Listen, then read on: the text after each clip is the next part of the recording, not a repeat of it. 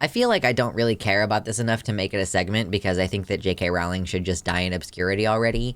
But this tweet says, I agree. Treating trans women like predators when they're statistically far more likely to be victims of a sexual crime is indeed disgusting. We shouldn't be treating women this way. And J.K. Rowling responds saying, good for you, Zachary. Some rapists' rights activists prefer to do their misogyny from behind an anime cartoon, but you're proudly doing it under your own name. Just don't go looking for any facts that might contradict your fallacious argument. Rapists need brave guys like you.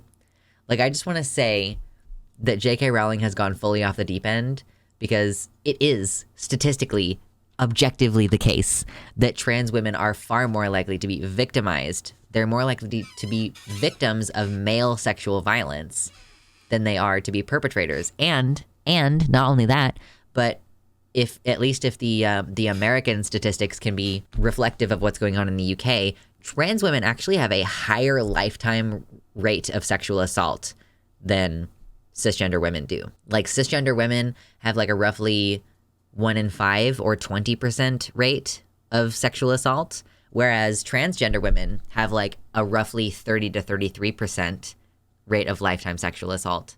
So yeah, J.K. Rowling is just fully on the train of the assumption that trans women are all predators, like that there is no such thing as a trans woman who is a trans woman, and like that blaming trans women for male violence is wrong. Like, she doesn't believe that. She believes that all trans women are complicit and they're rapists. Like, J.K. Rowling, like, were you raped by a crossdresser? Like, is that what happened? Because she was like sexually assaulted, and that's what she's like, oh, this is why I have this trauma because of my experience with sexual assault. It's like, stop making that other women's problem though. But that's the thing, is she does not see trans women as women. She does not see this as her harming women.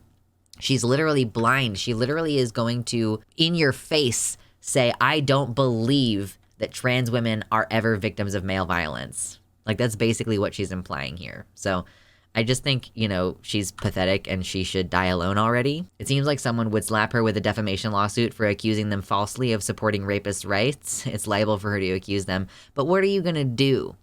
But like, what are you going to do against all the money that she has? And if Zachary is in the United States and J.K. Rowling is overseas, like, how do you figure out like where to sue her at? J.K. Rowling threatens others with libel suits. Well, it's because of the way that the law is written in the UK.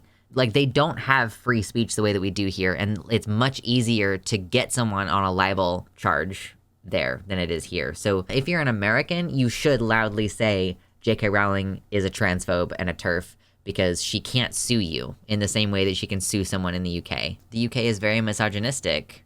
Well, everywhere across the world is very misogynistic. I genuinely don't know of any countries that aren't. Like, I don't know of any place in the world that isn't misogynistic. J.K. Rowling has more money than any of us could ever imagine. Yeah, J.K., why don't you just give me like $500,000 and I will stop making content. Like, I will, like, for $500,000, I will just go away forever. Okay.